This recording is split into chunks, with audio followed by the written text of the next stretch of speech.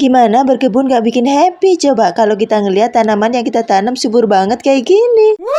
Karena tanaman kangkung yang aku tanam ini udah waktunya panen. Jadi hari ini ayo kita panen. Karena kalau panennya telat nanti bakalan sayang banget guys. Karena kalau kita masak dia itu agak-agak alot gitu. Jadi di sini aku panennya tuh secara dipotong ya guys. Jadi aku ambilin pucuk-pucuknya gitu. Karena kalau panennya tuh dicabut menurut aku tuh sayang banget ya guys. Karena kita hanya bisa panen satu kali aja. Tapi kalau kita panennya dipotong kayak gini maka kita bisa panen berkali-kali. Kalau aku sih biasanya aku lakukan panennya 3 kali ya guys. Habis itu aku cabut dan aku tanam yang baru. Tapi kalau kita pengen dapat benih dari tanaman kangkung ini, kita cukup biarin aja sampai nanti dia berbunga, kemudian dia berbuah, dan dari buah itulah kita bisa mendapatkan benih yang bisa kita tanam lagi di kemudian hari. Sebenarnya berkebun itu gampang kok guys, asalkan kita mau. Jadi untuk kalian yang baru mulai, kalian bisa pilih tanaman yang gampang untuk hidup dan juga gampang perawatannya. Salah satunya ya tanaman kangkung ini guys. Untuk menanam kangkung kita cukup siapkan dulu media tanamnya ya. Kalau untuk menanam di lahan kayak gini biasanya aku campurkan dulu di tanahnya itu untuk pupuk kandang. Untuk pupuk kandangnya kita bisa gunakan koi kambing, koi sapi ataupun koi ayam. Jadi sesuaikan aja apa yang kita punya ya atau yang mudah kita dapatkan. Jadi setelah ditambahkan pupuk kandang kita nggak boleh langsung tanamin ya guys. Kita harus diamkan dulu selama 1 atau 2 minggu. Setelah itu baru kita sebarin untuk benih kangkungnya. Jadi untuk kangkung ini cepet banget dia tumbuhnya ya guys. 3 hari aja dia bakalan udah kelihatan pertumbuhannya. Karena aku menanamnya secara organik, jadi aku nggak ada penambahan untuk pupuk kimia ya guys. Pestisida kimia aku juga nggak gunakan ya. Untuk penggunaan pupuk aku hanya menggunakan pupuk kandang di awal tadi ya sebelum penanaman. Dan sampai dia panen aku nggak tambahkan pupuk lagi. Kalau untuk pestisida aku menggunakan POC dari kulit bawang yang aku bikin sendiri. Dan biasanya aku semprotkan cukup 1 minggu sekali aja. Karena menurut aku tanaman kangkung ini termasuk tanaman yang aman dari serangan hama ya. Jadi walaupun aku hanya menggunakan pupuk kandang dan juga tanpa menggunakan pestisida kimia, kalian bisa lihat sendiri ya kalau tanaman kangkung aku tuh bisa subur-subur banget. Jadi dengan cara berkebun sendiri kayak gini, selain kita bisa mendapatkan sayuran segar, kita juga bisa mendapatkan sayuran yang organik. Jadi bebas pestisida ya guys. Dan pastinya lebih sehat untuk tubuh kita. Jadi jangan malas untuk berkebun sendiri.